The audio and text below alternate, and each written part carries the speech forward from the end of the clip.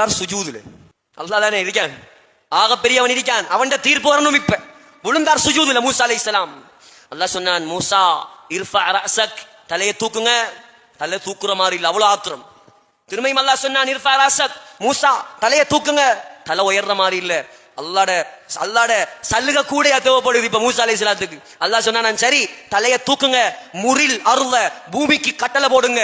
நீங்க என்ன கட்டளையை போடுறீங்களோ அந்த கட்டளைக்கு பூமி கட்டுப்படும். கிடைச்சிச்சு நல்ல ஒரு சான்ஸ். எழுமினார், சொன்னார், யா அருது ஹுதீஹி, ஏ பூமியே இந்த காரூனை நீ சுழி வாங்குவாயாக. பூமி என்ன செஞ்சிச்சு, காரூண்ட 2 காலையும் ஒரு புடி. இப்ப காரூனுக்கு விளங்கி நம்மட பணம், நம்மட பலம், நம்மட பராக்கிரமம், நம்மட டாம்பீகம், நம்மட படாடோபம், நம்ம காட்டின படம் ஒன்றும் இங்க வேலைக்கு ஆகாது. நம்மளை யார் காப்பாற்றணும்? இப்ப அவன் சிந்தனையில மூசா நபி தான் நம்மளை காப்பாற்றணும், வேற ஒத்தராலையும் நம்மளை காப்பாற்ற முடியாது. முசா முசா என்ன காப்பாத்து, என்ன காப்பாத்து கத்த ஆரம்பிச்சிட்டான்.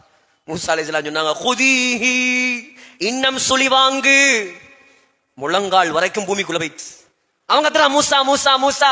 மூசாவும் இல்ல, ஈசாவும் இல்ல, பவுலுக்கு இடுப்பு, நெஞ்சி, கழுத்து உள்ள போயிருச்சு. மூசா மூசா மூசா, ஆஹா உனக்கு இறக்கமே இல்லை, உள்ளுக்கு. முழுமையாக காரூன் பூமிக்குள் சுழி வாங்கப்பட்டான்.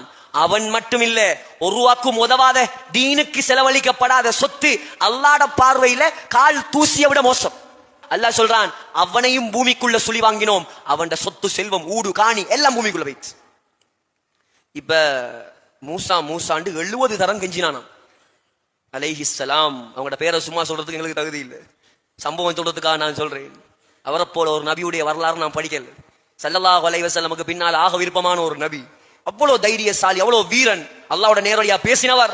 அவருடைய வரலாறு படிச்சாலே ஒரு உற்சாகம் வரும். குர்ஆன்ல 136 இடங்கள்ல அவரோட பேர் இருக்குது. சகோதரர்களே, அல்லாஹ் கேட்டானா, இரக்கமுள்ள ரஹ்மான், உலகத்துல நமக்கு ஒருத்தர் அநியாயம் செஞ்சாலே நம்ம அவனை எப்படி பழி வாங்கலாம், அவனை எப்படி தண்டிக்கலாம், ஒத்தனை பிடிக்கலாம், ஒன்றுமே செய்ய